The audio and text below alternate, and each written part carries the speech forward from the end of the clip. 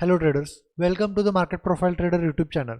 आज हम बात करने वाले आने वाले हफ्ते में बैंक निफ्टी किस तरह से परफॉर्म कर सकता है और कल के दिन यानी मंडे 29 जुलाई के लिए भी बैंक निफ्टी का परफॉर्मेंस किस तरह से रह सकता है और उसके इम्पोर्टेंट लेवल्स कौन कौन से रह सकते हैं। तो चलिए शुरू करते हैं। सबसे पहले बात करते हैं मंथली चार्ट की।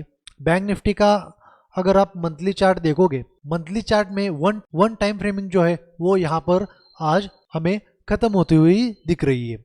यानी कि जो वन टाइम फ्रेमिंग चल रही थी 18 जुलाई से, वो यहाँ पर कहीं ना कहीं पे शुक्रवार के सेशन में यहाँ पर खत्म होते हुए हमें दिख रही है। अगर आप प्रोफाइल के चार्ट को अगर स्प्लिट करके देखोगे तो यहाँ पर ऊपर की तरफ जो है वो क्यू शेप यहाँ पर फॉर्म होते हुए हमें दिख रहा है। जो ट्रेंड अभी तक चल रहा है ऑन अ मंथली चार्ट वो अभी निगेटिव हो चुका है। अब बात करते हैं वीकली चार्ट की। वीकली चार्ट के ऊपर ट्रेंड जो है वो निगेटिव हो चुका है और पिछले हफ्ते का जो रोटेशन फैक्टर निकल के आ रहा है वो +2 निकल के आ रहा है। बैंक निफ्टी ने यहाँ पर जो सपोर्ट लिया है वो एग्जैक्टली प्रीवियस जो अनटेस्टेड सिंगल प्रिंट का जोन था, ये यहाँ पर यहीं से ही मार्केट ने यहाँ पर रिवर्सल हमें दिखाया है। अब बात करते हैं बैंक निफ्टी के इंट्राडे के चार्ट के बारे में। ट्रेडर्स, ये है बैंक निफ्टी के फ्यूचर का इंट्राडे का चार्ट। अगर आप शुक्रवार का सेशन देखोगे तो बैंक निफ्टी ने यहाँ पर जो है वो डबल डिस्ट्रीब्यूशन डे जो है यहाँ पर फॉर्म किया है with closing on higher side. Bank Nifty की जो क्लोजिंग यहाँ पर देखने को हमें मिल रही है वो इस सिंगल प्रिंट के और पॉइंट ऑफ कंट्रोल के ऊपर हमें देखने को मिल रही है। इंडिकेट ये कर रही है कि यहाँ पर मंडे के दिन पे हायर चांसेस डेवलप हो रहे हैं, वो गैप अप ओपनिंग के यहाँ पर दिख रही है। रोटेशन फैक्टर अगर देखोगे तो वो प्लस निकल के आ रहा है और अलॉन्ग विथ बाइंग टेल जो कंटिन्यूसली पिछले 2 से 3 सेशन में अगर आप देखोगे तो कंटिन्यूसली यहाँ पर नीचे की तरफ एक बाइंग टेल जो है यहाँ पर हमें देखने को मिल रही है। अब बात करते हैं इंपॉर्टेंट लेवल्स के बारे में। मार्केट में अभी हायर चांसेस ये डेवलप हो रहे हैं कि यहाँ पर मंडे के दिन में हमें एक गैप अप ओपनिंग देखने को मिल सकती है।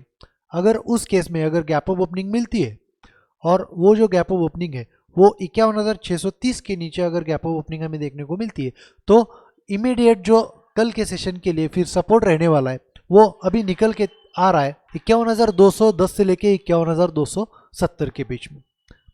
अगर मार्केट इस जोन के ऊपर गैप अप होता है, 51,390 के ऊपर गैप अप होता है, तो इमीडिएट सपोर्ट जो उस टाइम पे निकल के आ रहा है ये निकल के आ रहा है। गैप अप ओपनिंग के बाद ऑन अ हायर लेवल जो टारगेट अभी रहने वाले हैं, जो पहला टारगेट हमें देखने को मिल सकता है वो 51,623 का मिल सकता है। अगर इसके ऊपर मार्केट सस्टेन होता है, अगर इसके ऊपर मार्केट निकलता है तो हमारा जो फाइनल टारगेट कल के लिए जो रहने वाला है वो कहीं ना कहीं 51,870 से लेके 51,900 के बीच में कहीं तो रहने वाला है।